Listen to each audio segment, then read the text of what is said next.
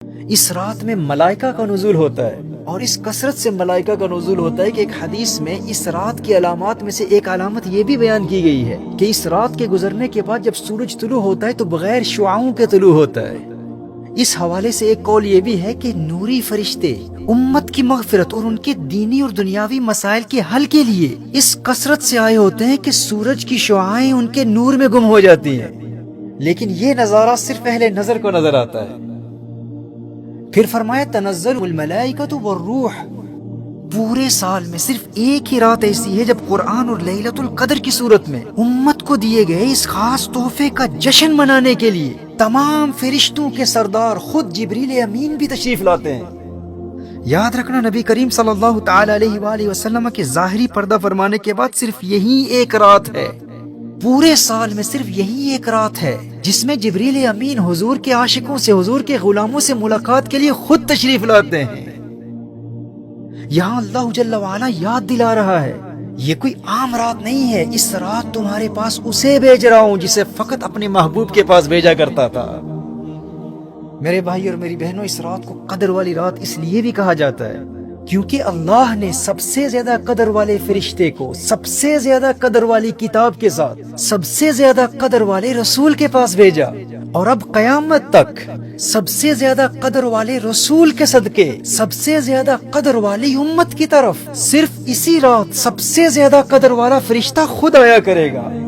اسی لیے تو یہ رات قدر والی رات ہے۔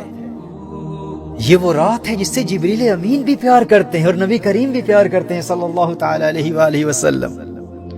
ہمیں اس رات سے اسی لیے تو پیار ہے نا، کیونکہ یہ حضور کے دور کی رات ہے، یہ رات مصطفیٰ کے زمانے کی رات ہے، سجدے سے آج سر نہ اٹھانے کی رات ہے۔ گل کر دو سب چراغ کے اندر ہو روشنی، یہ رات تو دلوں کو جلانے کی رات ہے۔ کس قدر محرومی ہے اس شخص کی جو اس رات زندہ تو ہو لیکن اپنے مردہ دل کو زندہ نہ کر سکا۔ یہ رات مصطفیٰ کے زمانے کی رات ہے، سجدے سے آج سر نہ اٹھانے کی رات ہے۔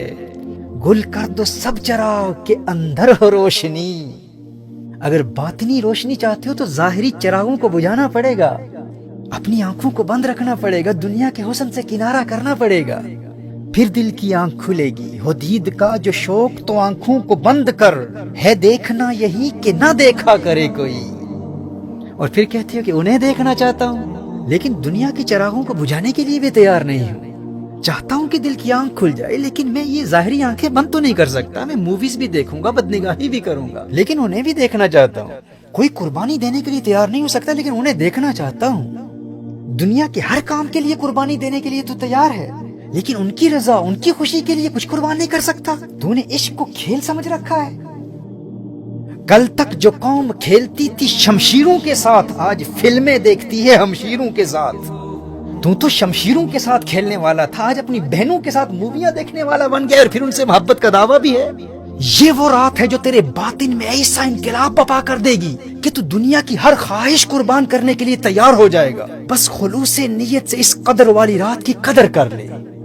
گل کر دو سب چراغ کے اندر ہو روشنی، یہ رات تو دلوں کو جلانے کی رات ہے۔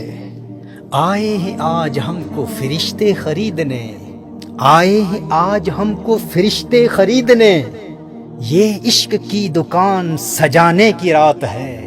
چلتے ہیں آؤ ساقیے کوثر کی گھاٹ پر، یہ حشر تک کی پیاس بجھانے کی رات ہے۔ آہوں سے سسکیوں سے دعا سے درود سے، عرش خدا کا پایا ہلانے کی رات ہے۔